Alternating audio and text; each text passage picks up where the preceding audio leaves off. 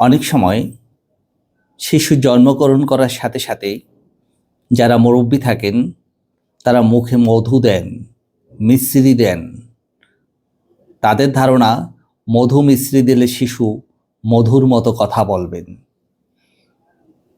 এটা সঠিক কাজ নয়। শিশু জন্মগ্রহণ করার পরে এই মধু, এই মিশ্রি,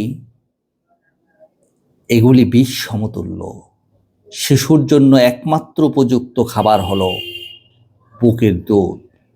তাকে দিতে হবে মায়ের শাল দুধ। মধু খেলে কখনো মিষ্টি কথা বলে না। কাজী এই কুসংস্কারে কখনো আচ্ছন্ন না হয়ে বাচ্চা জন্মগ্রহণ করার সাথে সাথে শিশুকে মুখে মধু মিশ্রি দিবেন না, বরং তার মায়ের বুকের দুধ, বিশেষ করে শাল দুধ, এটা দেবার চেষ্টা করবেন। ভালো থাকবেন, সুস্থ থাকবেন।